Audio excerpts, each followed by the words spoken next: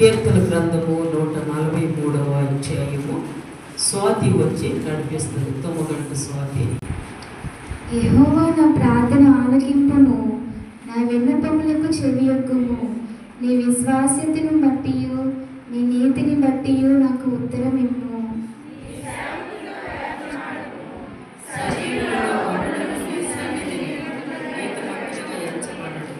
శత్రువులు నన్ను తరుముచున్నారు, వారు నా ప్రాణమును నేల పడగొట్టుచున్నారు. చిరకాలం క్రిందట చనిపోయిన వారితో పాటు గాఢాంధకారంలో నన్ను నివసింపచేయుచున్నారు.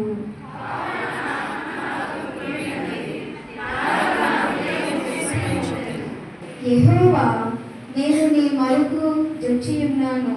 నా శత్రువుల చేతిలో నుండి నన్ను విడిపింపుము.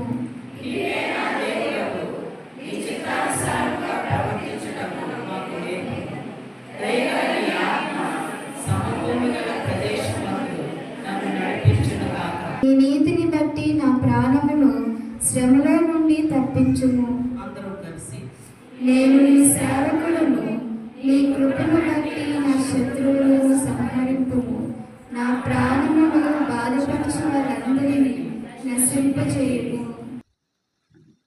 ఈరోజు ఒక ప్రత్యేకమైన రోజు దేవుని బిడ్డలారా, ఫాదర్స్ డే. ఈరోజు ఫాదర్స్ డే. ప్రతి ఇంటికి కూడా ఫాదరు ఉంటారు. ప్రతి కుటుంబానికి ఫాదర్ లేకుండా నీవు నేను లేవు. మంచి వాళ్ళు ఉంటారు, చెడ్డవాళ్ళు ఉంటారు, బాధ్యత గల వాళ్ళు ఉంటారు, బాధ్యత లేని వాళ్ళు ఉంటారు.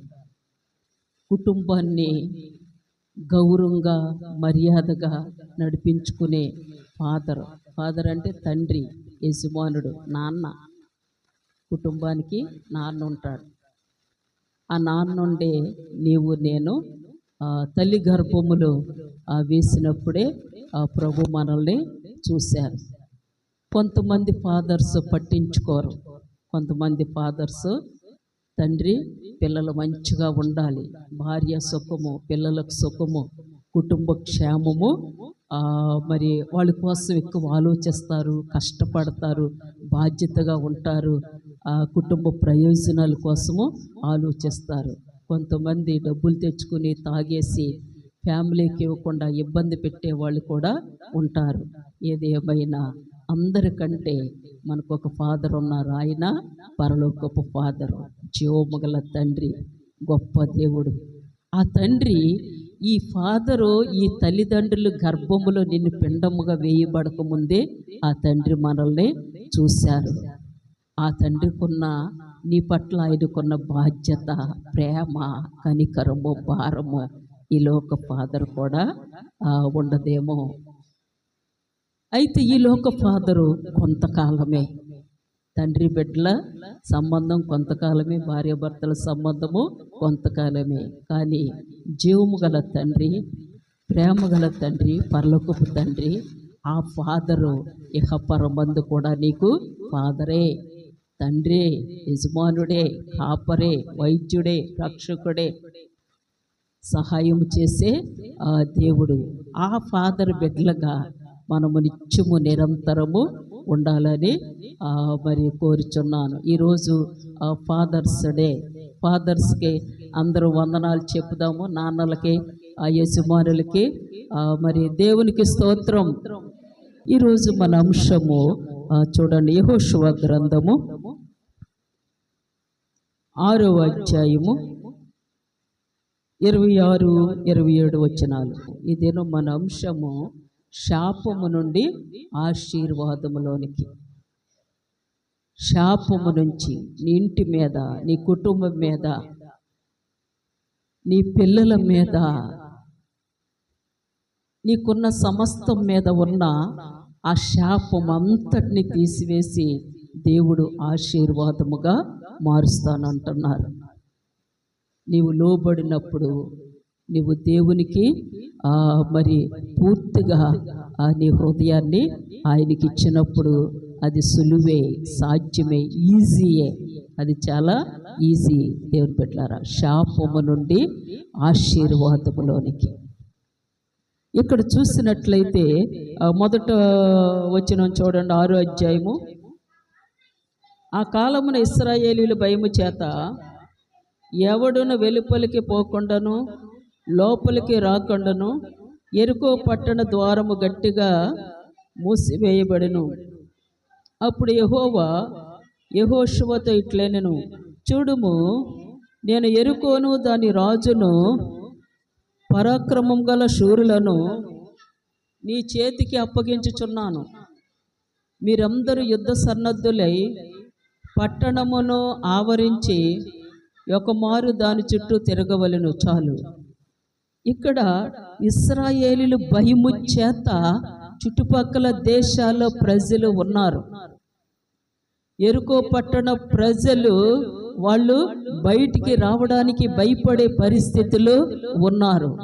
దేవుడు మాట్లాడిన మాట, యెరికో పట్టణాన్ని నేను మీకు ఇస్తానని ప్రభు సెలవిచ్చి ఉన్నారు, మాట ఇచ్చి ఉన్నారు. అయితే అది స్వాధీనపరుచుకొనుటకి ఎలాగా? దాని కోట గోడలు చాలా విశాలముగా ఉంటాయి. 2-3 బస్సులు వెళ్ళిపోతాయి. దాని మీద అంత స్ట్రాంగ్గా ఉంటుంది. ఆ కోట దాటి లోపలికి వెళ్ళడానికి అవకాశం లేదు, రావటానికి అవకాశం లేదు. ఎలాగ సాధ్యం ఇది? దేవుని బిడ్డలారా, యెహోషువ 2 దైవజనుల్ని, 2 వేగుల వారిని ఆ పట్టణానికి పంపించినప్పుడు వాళ్ళన్నీ కూడా అక్కడ ద్వారం ఎక్కడ, ప్రజలు ఎక్కడ, అధికారులు ఎక్కడ, పరిస్థితులు ఎక్కడ అన్నీ చూసి ఆ వేగుల వారు వచ్చిన వాళ్ళని దాచిపెట్టిన ఒక వ్యక్తి ఉన్నారు. ఎవరావిడి? రాహాబు. ఆమె వృత్తి ఏంటి? వేశ్య. వేశ్యైన రాహాబు ఆ యెరికో గోడ మీద చిన్న ఇల్లు కట్టుకొని అక్కడ పాపపు వృత్తి చేసుకుంటుంది. కానీ ఆమె దేవుని క్రియలను పరిశీలిస్తుంది, దేవుడు చేసిన కార్యాలు గుర్తిస్తుంది. దేవుడు ఇశ్రాయేలు జనాంగాన్ని ఎర్ర సముద్రము దాటి ఎలా తీసుకొచ్చారో, ఆ ప్రయాణములో దేవుడు వారి పట్ల చేసిన అద్భుత కార్యాలు, ఆశ్చర్య కార్యాలు, గొప్ప గొప్ప కార్యాలు అవన్నీ కూడా ఆమె చూస్తుంది, వింటుంది, గ్రహిస్తుంది. ఎలాంటి పరిస్థితిలో ఉన్నా దేవుడు నీ హృదయంలో ఉంటే, దేవుడిని గుర్తించినట్లయితే, దేవుడిని జ్ఞాపకం చేసుకున్నట్లయితే దేవుడు నీ జీవితంలో కార్యము చేస్తారు. రాహాబు ఆ భయంకరమైన వ్యక్తే, కానీ ఇలాంటి దేవుడు, ఇశ్రాయేలీల దేవుడు ఆకాశం అందే కాదు, భూమి మీద కాను ఎక్కడా లేడు. మీ దేవుడు మీ పట్ల చేసిన కార్యములు తలుచుకుంటే నా గుండె చెదిరిపోతుంది అంటది ఒక వేశ్య. ఆమెకు గొప్ప రక్షణ ప్రభువారు ఇచ్చి ఉన్నారు. దేవుని బిడ్డలారా, యెరికో గోడలను పడగొట్టి ఆ దేశాన్ని స్వాధీనపరుచుకోవడానికి దేవుడు అన్నారు, ఇశ్రాయేలు ప్రజలు, యాజకులు మరి బోరలు పట్టుకొని 6 రోజులు తిరగాలంట.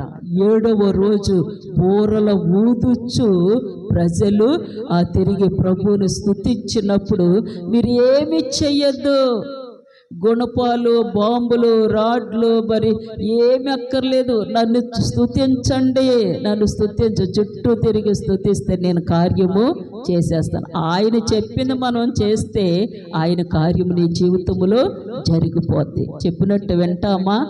ఇలా వింటామా, అలా వదిలేస్తాం. ఇలా వింటాం, అలా విడిచిపెట్టి ఎలా జరుగుతుంది నీ జీవితంలో కార్యము? దేవుడు అక్కడ గొప్ప అద్భుత పిండిలాగా రాలిపోయింది. యెరికో గోడలో, యెరికో కోట పిండిలాగా ప్రజలందరూ కూడా యెరికోను స్వాధీనపరుచుకున్నారు. దేవుడు చెప్పి ఉన్నారు, యెరికోను మీకు ఇస్తాను, ఆ దేశమున పట్టణం నిచ్చినంలో అది శపించబడింది. అందులో ఒక నూలు పోగు కానీ, ఒక వస్తువు కానీ ఏది కూడా మీరు ముట్టుకోకూడదు, తీసుకోకూడదు, ధరించకూడదు, తెచ్చుకోకూడదని తెచ్చి ఉన్నారు. కానీ ఒక బుద్ధిహీనుడు, నాలాంటి ఒక బుద్ధిహీనుడు ఏం చేశాడు? గొప్ప ఆశీర్వాదాన్ని పోగొట్టుకున్నాడు, గొప్ప మేలు పోగొట్టుకున్నాడు. దేవుని మాట వినక, దేవుని స్వరాన్ని నిర్లక్ష్యం చేసి, దేవుని మాట గైకొనక, దేవుని మాటకు విధేయుడు కాక దేవుని జనాంగములో నుంచి కొట్టివేయబడింది ఆ వంశము. ఆకాను అనే వ్యక్తి, తన భార్య, తన పిల్లలు అందరూ, ఆకాను ఒక్కడు తప్పు చేశాడు కానీ కుటుంబం అంతా రాళ్ల దెబ్బలతో తిని పెద్ద కుప్పగా వేయబడింది. ఆకాను వంశము లేదు. దేవుని మాట వినకపోతే మనం ఎలా వింటున్నాం, ఎలా గ్రహిస్తున్నాం, ఎలా లోబడుతున్నాం, ఎలా అనుసరిస్తున్నాం? శాపము నుండి ఆశీర్వాదములోనికి మనము రావాలి. ప్రతి ఇంటి మీద శాపం ఉంటుంది, ప్రతి కుటుంబం మీద శాపం ఉంటుంది. దేవుని బిడ్డలారా, ఎలాగ ఈ శాపం అంటే నీ పితరుల పాపములు, నీ తల్లిదండ్రుల దోషములు, నీ దోషములు, నీ పిల్లల మీద కూడా యవ్వన కాలంలో చేసిన పాపములు, నీ దొంగతనము, మన అబద్ధాలు, మన దొంగతనాలు, వ్యభిచారము, బూతులు, దేవునికి వ్యతిరేకముగా జీవించిన ప్రతిదీ కూడా ఇంటి మీద శాపముగా ఉంటుంది. అది కుటుంబం మీద శాపముగా ఉంటుంది. నీ యవ్వన కాలంలో నీ తల్లిదండ్రులకి తెలియకుండా ఏ వ్యక్తితో పాపము చేసావో, ఏ వ్యక్తితో నువ్వు తిరిగేవో అవన్నీ విడిచిపెట్టరు దేవుడు. నువ్వు పశ్చాత్తాపడి ప్రభు దగ్గర ఒప్పుకొని విడిచిపెడితే నీ కుటుంబానికి దేవుడు ఆశీర్వాదముగా మార్చివేస్తారు. ఇక్కడ ఆ ఎరుకో గురించి మరి దేవుడు చెప్పుచున్న మాట, దేవుడు చెప్పుచున్న, యెహోషువ ప్రజల చేత శపథం చేయించి వారికి ఎలాగ ఆజ్ఞాపించును, ఎవడు ఎరుకో పట్టణం కట్టించపూనుకొనిన వాడు యెహోవా దృష్టికి శాపగ్రస్తుడు. వాడు యెహోవా దృష్టికి శాపగ్రస్తుడు. నీ కుటుంబాన్ని దేవుల్లో కట్టుకుంటున్నావా? నీ కుటుంబాన్ని ప్రార్థనలో కట్టుకుంటున్నావా? ఉదయములేనేసి నువ్వు భారంగా నీ పిల్లల కోసం, నీ భర్త కోసం, నీ భార్య కోసం ప్రార్థన చేస్తున్నావా? ప్రార్థన లేకుండా దేవుని సన్నిధిలో నువ్వు గడపకుండా ఎలాగ నీకు దేవుని దీవెనలు, ఆశీర్వాదములు ఉంటాయి? పనులు, అందరికీ పనులు ఉంటాయి. పనులు లేని వారు డ్యూటీలకు వెళ్తారు. పనులు, వ్యాపారాలు, ఎన్నో పనులు ఉంటాయి. ఇంటి పనులు, ఆ డ్యూటీకి వెళ్తే ఒక పని మీద ఉంటాయి. ఇంట్లో అనేక పనులు. ఎంత పని ఉన్నా, ఎంత టెన్షన్ ఉన్నా ఆయన పాదాల దగ్గర గడిపిన కుటుంబాల్లో దేవుడి కార్యాలు చూస్తారు. తప్పకుండా ప్రభు చేస్తారు. దేవుని బిడ్డలారా, శాపగ్రస్తుడు. ఎరుకో పట్టణాన్ని కట్టించాలని ఎవరైనా పూనుకుంటే నేను దాన్ని పడగొట్టేసాను, దాన్ని శపించాను, దాన్ని పూర్తిగా ధ్వంసం చేశాను, అది మరి ఇంకా లెక్కలో లేదు, ప్రపంచ పటములోనే లేదు, తీసివేశాను ఎరుకోని అంటున్నారు ప్రభువారు. దాన్ని కట్టించాలని మరలా వాక్యముని నీ హృదయం మెత్తబడి, నీ హృదయం మాంసముగా మార్చబడి, నీ హృదయం దూది పిండిగా మార్చబడి, మరలా ఏదైనా అవకాశం వచ్చినప్పుడు, అవసరం వచ్చినప్పుడు నీ ఇష్టానుసారంగా దేవునికి వ్యతిరేకంగా, దేవునికి విరోధంగా నీ కుటుంబం మీదకి శాపము తెచ్చుకునే పనులకు నువ్వు లోబడిపో. ఎలాగా? ఆ కష్టముల ప్రభు కోసం నిలబడాలి. అక్కడ ఒక అబద్ధం ఆడితే నీకు మేలు ఉంది, అక్కడ ఒక అబద్ధం ఆడితే వాళ్ళకి వ్యతిరేకంగా నిలబడి అబద్ధం ఆడితే నీకు ఎంతో మేలు ఉంది, నీకు కొంత డబ్బు వస్తుంది, నీకు పేరు వస్తుంది. ఆడాలా?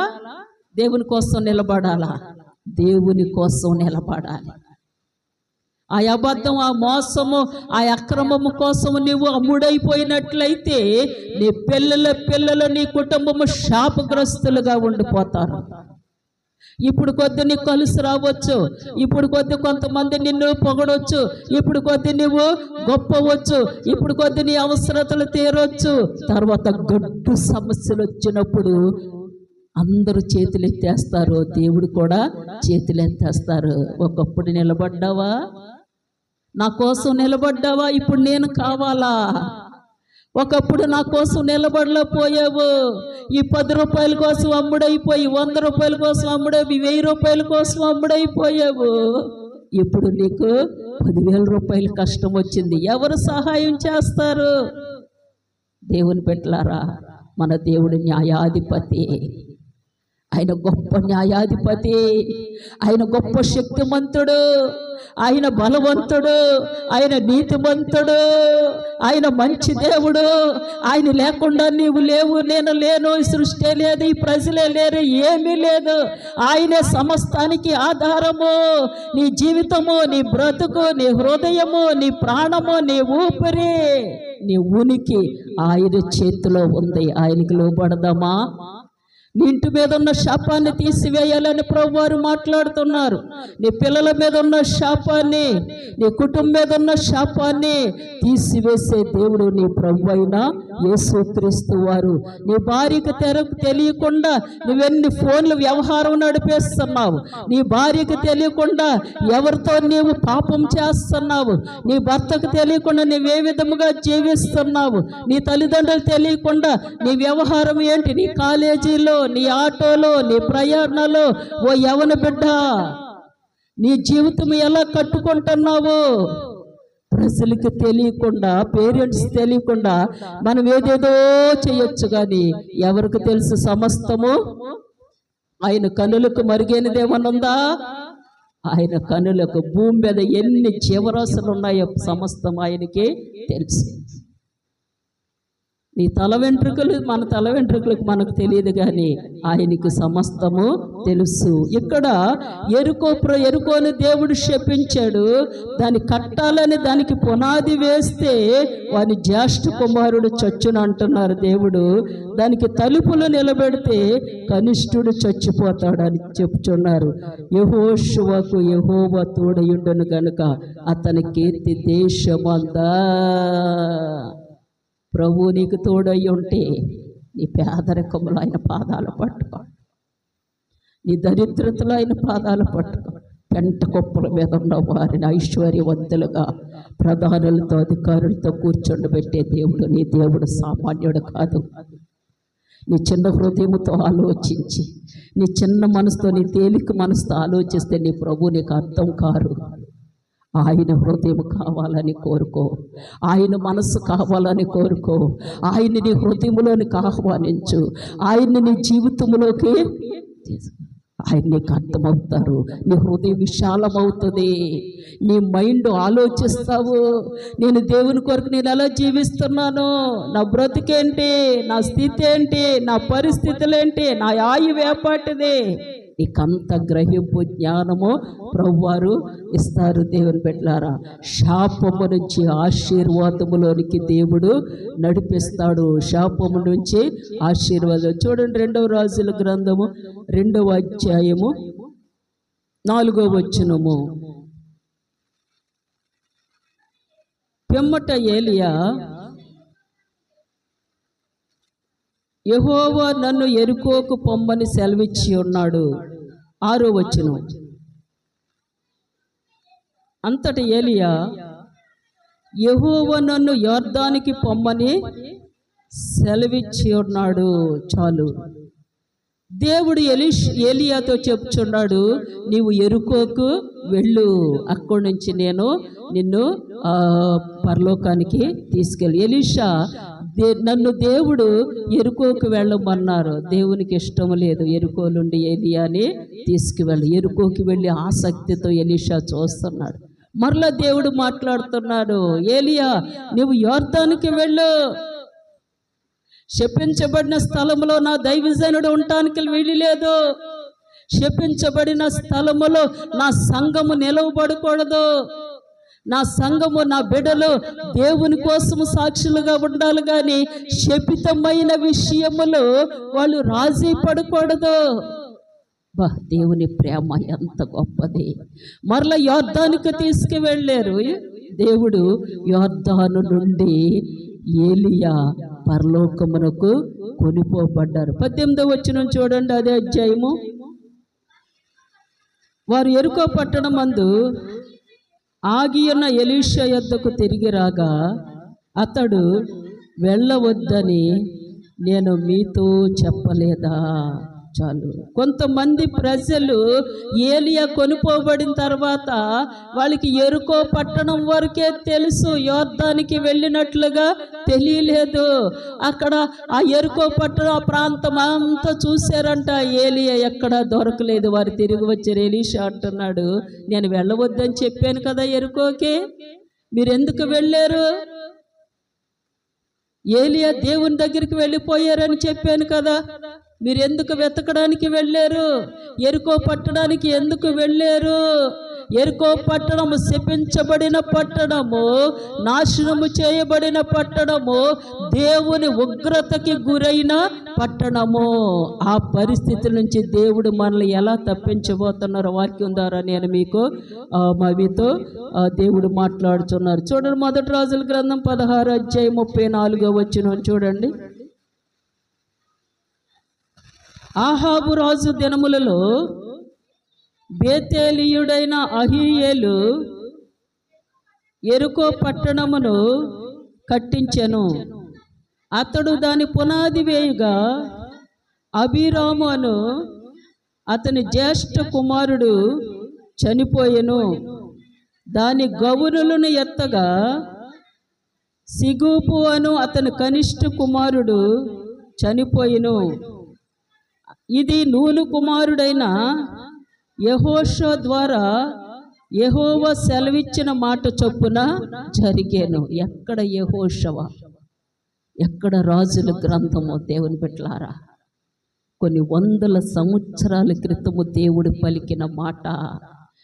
ఎవరు ఎరుకో మరి ఆ పట్టణానికి పునాది వేస్తారో వారి జ్యేష్ఠ కుమారుడు చచ్చును.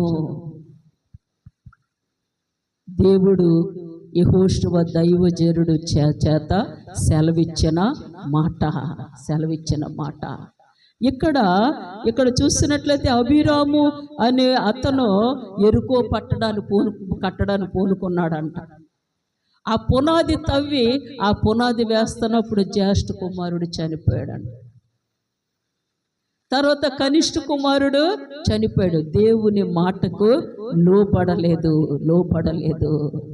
దేవుడు ఎన్ని సంవత్సరాలైనా, ఎన్ని యుగాలైనా, ఎన్ని తరాలైనా, ఎన్ని పరిస్థితులైనా ఆయన గ్రంథములో నీకు రాయబడి ఉంటావు. ఆయన దగ్గర జీవ గ్రంథం ఉంది, వేరొక గ్రంథం ఉంది. మన చిట్టా అంతా ఆయన దగ్గర ఉంది. నీ ఇంటి మీద, నీ కుటుంబం మీద, నీ పిల్లల మీద ఉన్న ప్రతి శాపమును కొట్టివేయాలంటే ఎవరు కావాలి నీకు? ప్రభువైన యేసుక్రీస్తు వారు. అలాంటి భయంకరమైన ఎరుకో పట్టణం శాపగ్రస్తమైనదే, దేవుని చేత శపించబడింది, దేవుని చేత తృణీకరించబడింది, దేవుని దృష్టిలో లేనిది. నీ కుటుంబం మీద, నీ జీవితంలో, నీ బాల్య దినములో చేసిన పాపములు జ్ఞాపకం చేసుకో. నీ యవన దినములో, నీ యవనేచ్ఛలో, నీ ఇష్టానుసారంగా నీవు జీవించిన జీవితము, నీ కుటుంబ పరిస్థితులు ఎప్పుడైనా నీవు పశ్చాత్తాపడ్డావా? ఎప్పుడైనా నీ జీవితంలో నీ పాపములు గుర్తు చేసుకుని, అవిధేయతలు గుర్తు చేసుకొని, నీ వ్యతిరేకమైన జీవితాన్ని గుర్తు చేసుకుని ఏడ్చావా దేవుని దగ్గర? ఆ అనుభవం నీకుందా? ఆ జ్ఞానము నీకుందా? వాక్యము నీ జీవితంలో ఎప్పుడైనా పని చేసిందా? దేవుని మాటకు నీవు లోబడ్డావా? దేవునికి నీవు నీ హృదయంలో స్థలం ఇచ్చావా ఆయనకి? నీ జీవితంలో దేనిని ఎక్కువగా చూస్తున్నావు? దేనిని ఎక్కువగా ఆరాధిస్తున్నావు? దేనిని ఎక్కువగా గుర్తిస్తున్నావు? దేవుని కంటే ఏది ఎక్కువ లేదు. దేవుని నమ్మిన బిడ్డలు, దేవునిలో కొనసాగిస్తున్న బిడ్డలు అంతకంతకు ఇస్సాకుని దేవుడు ఎలా ఆశీర్వదించారమ్మా? క్రమముగా. మంచి మాట ఉంటుంది అక్కడ 26:13 ఆదికాండములో. ఇస్సాకును క్రమంగా, క్రమము లేని సంఘముగా మనం ఉండకూడదు, క్రమము లేని కుటుంబముగా ఉండకూడదు, క్రమము లేని జీవితం మనకు ఉండకూడదు. మనకు ఒక క్రమం ఉండాలి, ఒక డిసిప్లిన్ ఉండాలి, ఒక క్రమశిక్షణ ఉండాలి. క్రమము కలిగిన ఆత్మీయ జీవితంలో క్రమము కలిగి ఉండాలి. దేవుని సంఘములో, కుటుంబములో క్రమము. నీవు క్రమము కలిగిన జీవితము కలిగి ఉంటే నీ పిల్లలకి ఆ క్రమము వస్తుంది. ఉదయం లేచి బూతులు బూతులు బూతులు, ఆడపిల్లల ఇష్టానుసారం తిట్టి, మగవాళ్ళ ఇష్టానుసారం తిట్టి, ఇంట్లో భార్యని ఇష్టానుసారంగా తిట్టి, భర్తని అనరాని మాటలు, అనుకోని మాటలు, సరైన పిలుపు లేకుండా భర్తని రోడ్డు మీద మరి ఈడ్చిన పరిస్థితులు, రకరకాల పరిస్థితులు, క్రమం లేని ఆ జీవితాలు. దేవుడు లేని కుటుంబానికి క్రమము ఉండదు.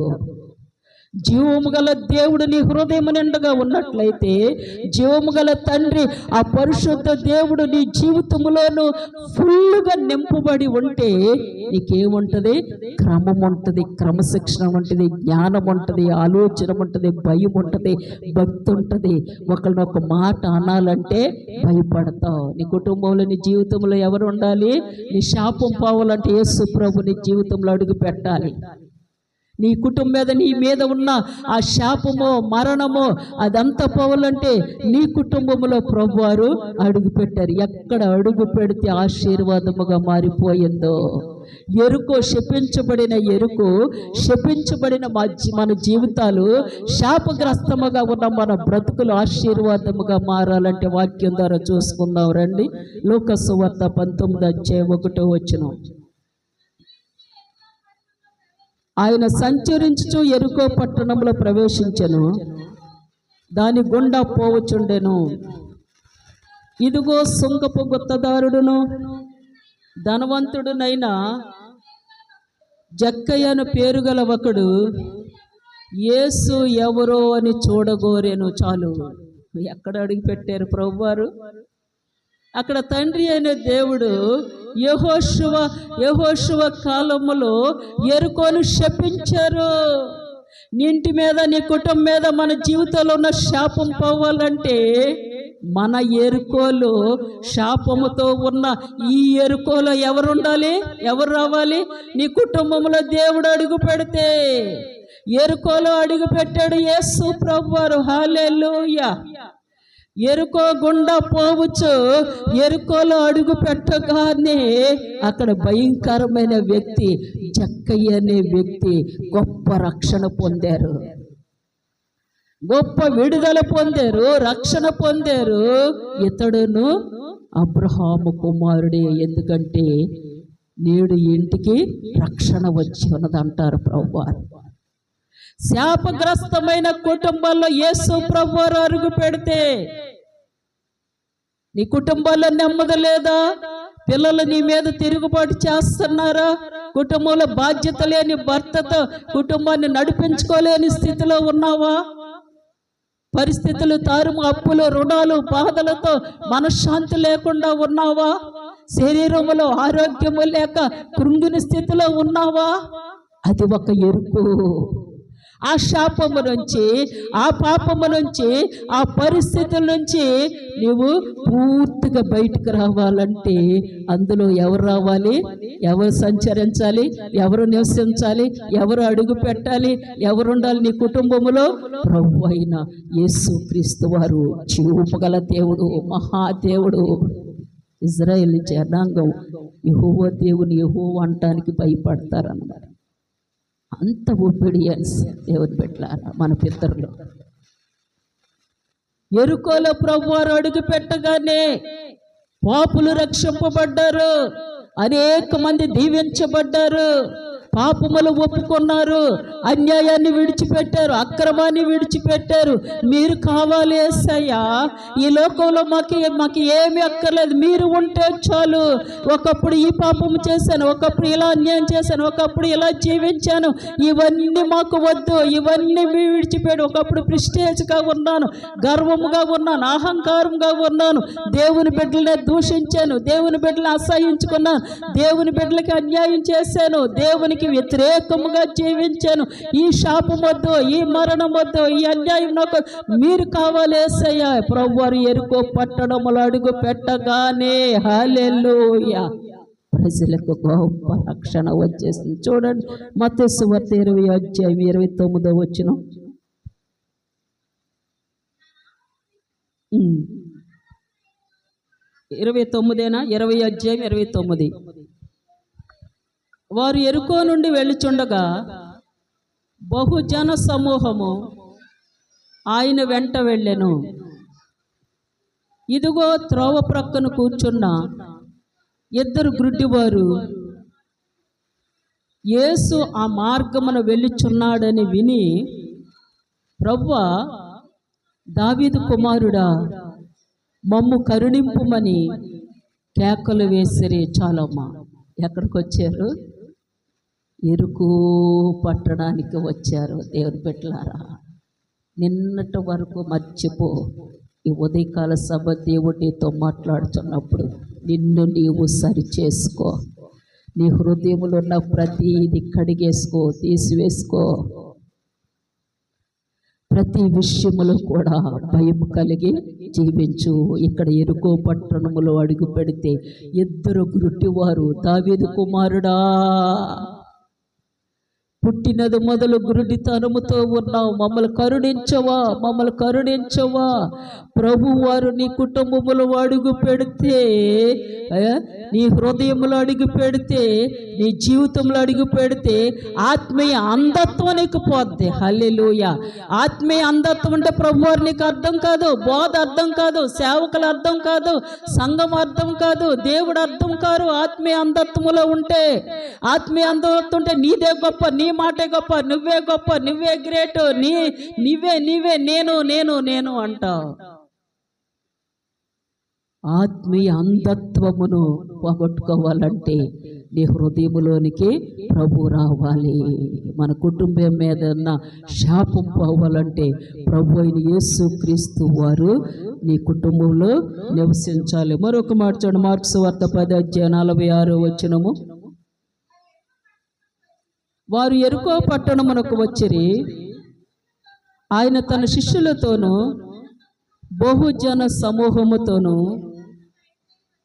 ఎరుకో నుండి బయలుదేరి వచ్చుచుండగా, చాలు, తేమయ్య కుమారుడైన భర్తమయ్యి, దావీదు కుమారుడా యేసు, పిచ్చిగా అరుస్తున్నాడు. క్షణం ఖాళీ లేకుండా కేకలు, బొబ్బలు, అరుపులు. అనేక మంది గద్దించారంట. నోరు మొయ్యర, ఎందుకు అలాగా అరుస్తున్నా? కళ్ళు లేవు, నోరు పడిపోద్దురా. అనేక మంది గద్దించిన, బాబో నాకు ఈ అవకాశము రాదు. మరలా దేవుడు ఆ సర్వశక్తిమంతుడు మరలా ఈ ఎరుకలో అడుగు పెడతారో లేదో, ఇదే నాకు అవకాశం. మరి ఎక్కువగా కేకలు, బొబ్బలు పెట్టి, దావీదు కుమారుడా యేసు, నన్ను కరుణించవా. ప్రభువారు ఆగిపోయారంట. నేను నీకేం చెయ్యాలని కోరుచున్నావు? దేవుడు అడుగుతున్నారు, నీకేం కావాలి? నేను నీకేం చెయ్యాలని కోరుతున్నావు? నా వల్ల నీకేం కావాలి? అడుగో ప్రభు నోరు తెరిచి నిన్ను అడుగుతున్నా, నా వల్ల నీకేం కావాలి? నేను నీకేం చెయ్యాలని కోరుచున్నావు? నీ కోరిక ఏంటి? నాకు దృష్టి కావాలి ప్రభువా. దేవుడిచ్చారు. ఎరుకో లాంటి మన జీవితాలు శపించబడిన, శాపగ్రస్తముతో, కార్యాలు జరగక, శుభకార్యాలు జరగక, ఆశీర్వాద కార్యాలు జరగక ఉన్న ఆగిపోయిన కార్యాలు ఆరంభించే దేవుడు. హల్లెలూయా. నీవు నేను సరైనప్పుడు, నేను ప్రభు దగ్గర ప్రభుకి లోబడి తగ్గించుకొని కన్నీరు కార్చినప్పుడు అబద్ధమయ్యి ప్రభుని వేడుకున్నట్లుగా మనము కూడా ప్రభుని. హెబ్రీయులకు రాసిన పత్రిక 11:30 చూడండి. విశ్వాసమును బట్టి 7 దినముల వరకు ప్రదక్షిణము చేయబడిన తరువాత ఎరుకో గోడలు కూలేను. అక్కడ అపోస్తలుడైన పౌలు గారు అంటున్నారు, విశ్వాసము ద్వారానే నీ కుటుంబాల కార్యాలు, నీ జీవితంలో, నీ బ్రతుకులో, నీ పిల్లల జీవితాల్లో విశ్వాసం ఉంచు. నా బిడ్డకి ఇది దేవుడు ఇస్తారు, ఇదిగో నా తండ్రికి దేవుడు ఇది ఇస్తారు, నా కుటుంబానికి దేవుడు ఇది ఇస్తారు. నా దేవుడు సర్వశక్తిమంతుడు.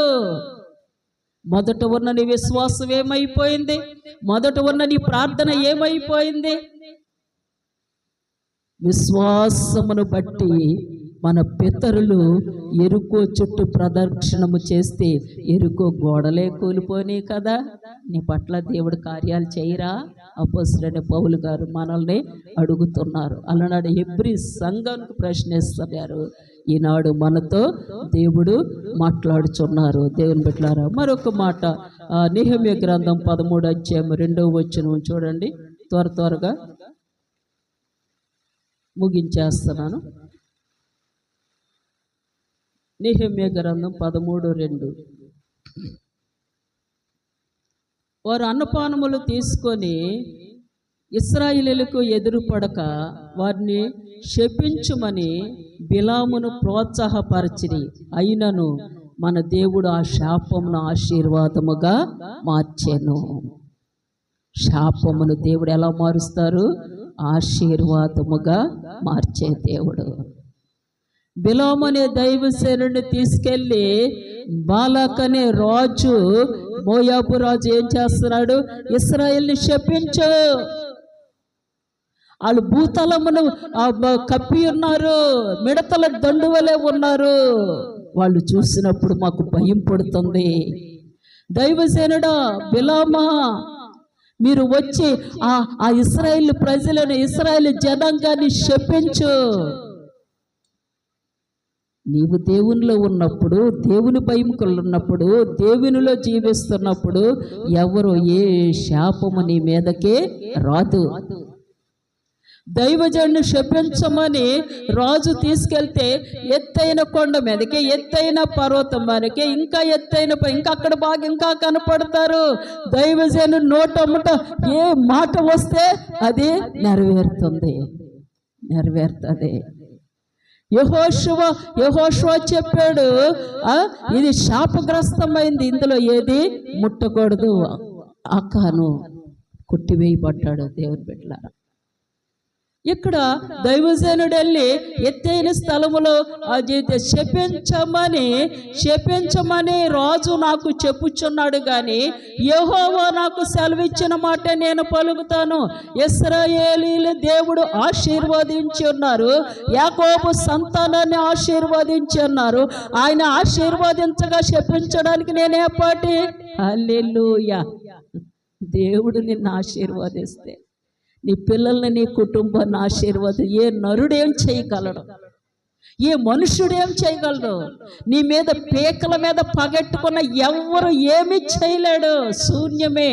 ఆ ఆలోచనలన్నీ కొట్టివేయబడతాయి, ఆ మీటింగులన్నీ కొట్టివేయబడతాయి, ఆ కుట్రల కుతంత్రాలన్నీ నాశనం అయిపోతాయి. హల్లెలూయా.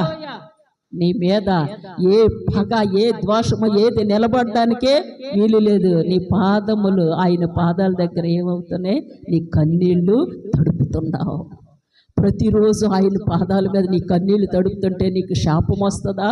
ఏ నరుడైనా నీకేం చేయగలడా? ఏ అధికారి అయినా, ఎవరైనా, ఏ స్త్రీ అయినా, ఏ కుటుంబం, ఎవరు ఏమీ చేయలేరు. నా విశ్వాసం అదే. ఎలాంటి పరిస్థితులు కొండొచ్చి మన మీద పడాలన్నా మనల్ని ఏమీ చేయలేదు. నువ్వు ప్రభువులో స్ట్రాంగ్ పిల్లర్గా ఉన్నప్పుడు అవన్నీ గాలి చప్పుళ్ళే, తాటాకు చప్పుళ్ళే ఎగిరిపోతాయి. మరొక మాట చూసుకుందాం, చూడండి. జకర్యా గ్రంథం 14వ అధ్యాయం 11వ వచనం.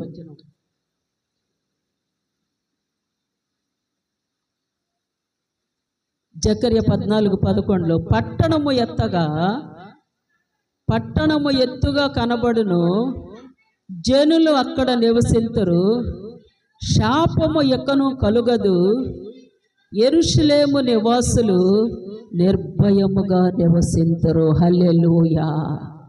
ఎత్తుగా దేవుడు నిన్ను ఉన్నతముగా ఆశీర్వదిస్తారు. అంచెలంచెలుగా ఎత్తైన స్థలములో నిన్ను పెడతారు. ప్రభువారు శాపము ఎక్కనో ఉండదు నీ మీద, నీ పిల్లల మీద, నీ కుటుంబం మీద. ఒకప్పుడు గృహము లేనప్పుడు ఎంత ఏడ్చావో, నీకు గృహం ఇచ్చారు. పిల్లల కోసం ఏడ్చావు, పిల్లల్ని ఇచ్చారు. నీ బలహీనతలో ఏడ్చావు, నిన్ను స్వస్థపరిచారు. ఆపరేషన్ అవుతుండగా నేను చనిపోతానేమో అని అనేక మార్లు నువ్వు అనుకున్నావు, నిన్ను బ్రతికించారు దేవుడు. అవన్నీ గుర్తు చేసుకోవా? అవన్నీ గుర్తుకు రావట్లేదా? దేవుడు నీ పట్ల చేసిన కార్యాలు గుర్తుకు రావట్లేదా? నీ శాపమునంతా కొట్టివేసి యెరూషలేము నివాసులారా, యెరూషలేము నివాసులు నిర్భయముగా నివసింత. నీకు భయము లేకుండా, నీకు గుండె ఆందోళన లేకుండా, టెన్షన్ లేకుండా నువ్వు నిర్భయముగా నువ్వు నివసిస్తావని దేవుడు సెలవిస్తున్నారు. దేవుని బిడ్డలారా, ఒక్క మాట, ఆత్మీయ ఆశలతో నింపబడిన కుటుంబాలు జీవితాల్లో దేవుడు గొప్ప కార్యాలు చేస్తారు. శరీరం కోసమే ప్రాకులాడే వారిని దేవుడు అలా చూస్తూ ఉంటారు. ఏంటి నీ ప్రయాస, ఎన్ని ప్రయత్నాలు, ఎన్ని పరుగులు, ఎన్ని ఉరుకులు, నేను లేకుండా ఏదో చేసేద్దాం అనుకుంటున్నావా? నీకు సమస్తం ఇచ్చువాడిని, ఇచ్చింది నిలబెట్టువాడిని, నిన్ను పోషించువాడిని, నిన్ను ఎత్తుగా నీవెక్కలేనంత ఎత్తైన స్థలములకు ఎక్కించువాడని నేనే అని ప్రభువారు చేస్తున్నారు. చివరిగా ద్వితీయోపదేశకాండం 11:26 చదువుకుని ముగించుకుందాం. చూడుడి ఎంత ప్రేమ! నీ ఎదురుగుండా ఆయన ఉన్నారు, ఆయన ఎదురుగుండా ఉన్నారు. నిన్ను ఆయన ఫేస్ టు ఫేస్ వ్యక్తిగా చూస్తున్నారు. నిన్ను ఆయన కళ్ళ ముందు పెట్టుకుంటున్నారు. అరిచేతిలో చెక్కుకున్నాను అంటున్నారు కదా, వీపు మీద కాదు. వీపు మీద చెక్కుకుంటే మనం కనిపిస్తామా? కనిపించము. నా అరిచేతిలో నువ్వు చెక్కబడ్డావు. చూడుడి, నేడు నేను మీ ఎదుట దీవెనలు పెట్టి ఉన్నాను, శాపములు పెట్టి ఉన్నాను. ఏది కావాలో కోరుకో. ఇంకా ఎరుకోలేనే జీవిస్తావా? ఎరుకు కావాలని కోరుకుంటావా? బురదలో గబాల్ని నడుస్తూ బురదలో పడిపోయామనుకోండి, మన బట్టలన్నీ బురద అయిపోతే లేదా మట్టి అయిపోతే ఏం చేస్తాం? వెంటనే దులిపేసుకుంటాం, లేదా వెంటనే కడిగేసుకుంటాం. ఒక గొర్రెపిల్ల బురదలో పడిపోతే ఎంట లేచిపోద్ది. అదే పందిపిల్ల బురదలోకి వెళ్తే అది ఇంకా పొరులుతుంది, అది దానికి ఇంకా టేస్ట్గా ఉంటుంది. ఎలాగున్నాం చూడుడే. ఓ నా ప్రియ బిడ్డ, నా కుమారుడా, నా కుమార్తె, నాకు ఇష్టురాలివి, నా ప్రియురాలివి, నా ప్రియుడు, నేను నిన్ను కోరుకున్నాను, నేను నిన్ను ఇష్టపడ్డాను. నేను కోరుకున్నవాడు ఇతడే. నువ్వంటే ఆయనకి ఇష్టము. నువ్వు ఎరుకోలో జీవించడం ఇష్టము లేక శాపగ్రస్తమైన పనులు చేస్తూ శాపగ్రస్తమైన జీవితము జీవించడం ఆయనకి ఇష్టము లేక నిన్ను ఒక ఆశీర్వాదంగా మార్చాలని ఆయన కోరుచున్నారు.